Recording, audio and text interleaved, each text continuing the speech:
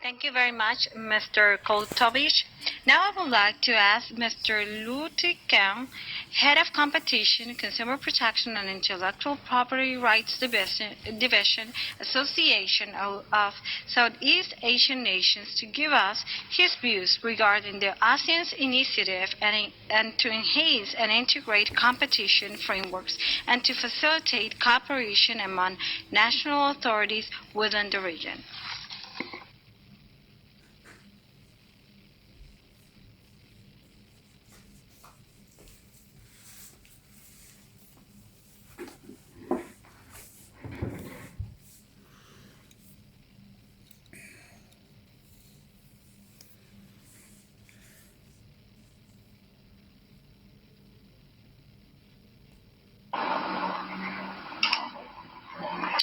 Madam Chairperson, Ms. Katrina Naut, Your Excellency, Mr. Vladimir Koltovich, Mr. Arman Shakkaliyev, distinguished participants, ladies and gentlemen, good evening.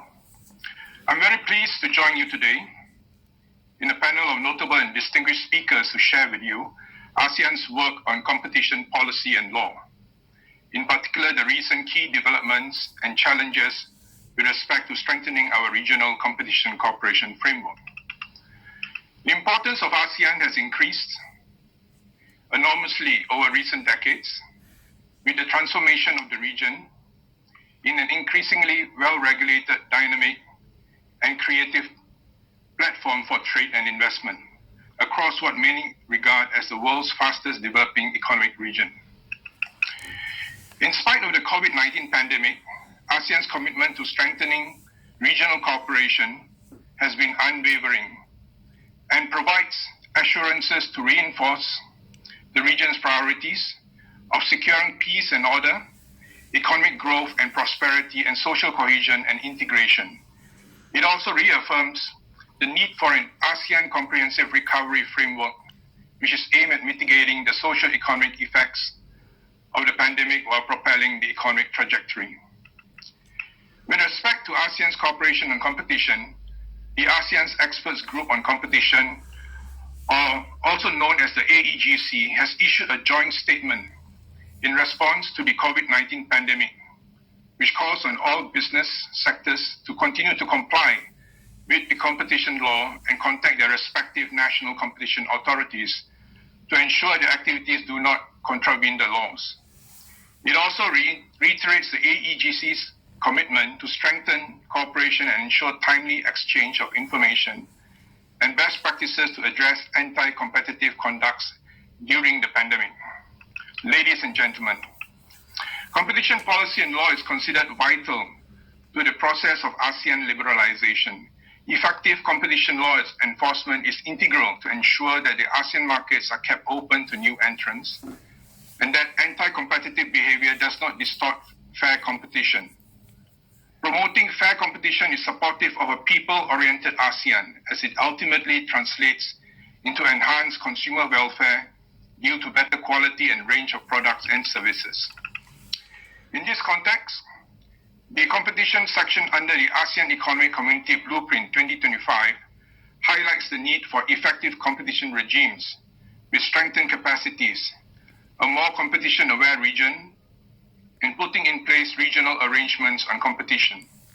These strategic measures were then translated into strategic goals under the ASEAN Competition Action Plan 2025, or also known as the ACAP 2025, which paved the way for a more robust enforcement of competition policy and law in ASEAN.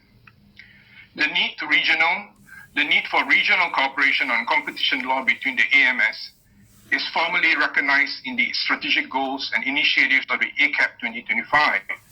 And as markets become more integrated, cooperation between competition agencies become more vital, as it will help save resources and avoid duplication of efforts, provide experience sharing, and assist to provide consistency of decisions in resolving anti-competitive disputes or at least non-conflicting outcomes. Ladies and gentlemen, competition policy and law development in ASEAN has progressed at a remarkable speed. In just over 10 years since the formation of the AEGC, in 2007, regional cooperation has strengthened as illustrated with almost all competition laws now in force. with Cambodia expected to enact its competition law by 2021, and enforcement activities on the rise, the setting up of 9 competition authorities in ASEAN member states, the development and updating of the ASEAN regional guidelines on competition policy, the undertaking of more than 20 capacity building activities for competition officials annually, the convening of the biennial ASEAN Competition Conference, and the setting up of the ASEAN Competition Enforcers Network, as well as the virtual ASEAN Competition Research Center. Efforts to advance the regional cooperation agenda on competition policy and law continues on this day, as cross-border mergers, international cartels, and other cross-border anti-competitive conducts by multinational companies are on the rise. Concurrently, there's a worldwide trend of increased convergence of competition rules and case-related coordination efforts among jurisdictions. These trends prompted ASEAN member states to establish and enhance cooperation arrangements on competition policy and law, with a view towards working out a common understanding on the legal framework and procedural requirements, as well as exploring the possibility of taking on joint actions. In the absence of a supranational competition agency, ASEAN member states will have to start laying the foundation for an adequate cooperation mechanism to address competition cases affecting more than one jurisdiction.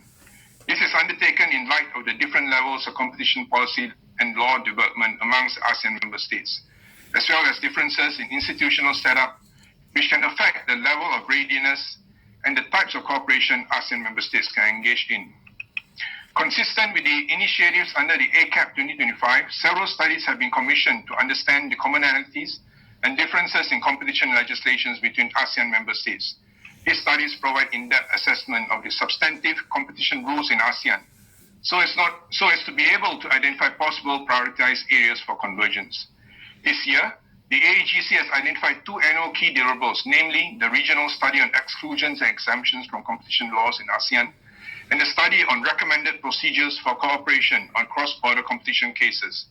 In its preliminary findings, the studies found that much regional convergence can be achieved through soft law, coordination, and cooperation between regulators.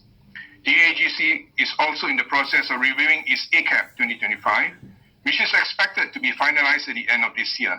The review is expected to come up with an updated implementation schedule comprising of initiatives relevant to strengthening regional cooperation until 2025.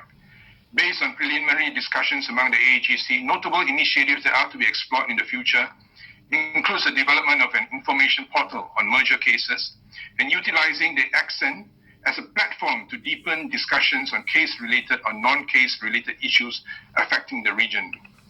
Cooperation amongst regulators in the region is also facilitated by provisions under free trade agreements, such as the ASEAN-Australia-New Zealand Free Trade Agreement, which is currently being reviewed, as well as the highly anticipated Regional Comprehensive Economic Partnership, or RCEP, which is expected to be signed this coming November with the cooperation of development partners, stakeholders, and the business sector. We hope to build ASEAN into a very vibrant and competitive region, resilient and strong, and able to face challenges and grow into an integrated community. Thank you. Thank you very much, Mr. Teck Kheong. Now I would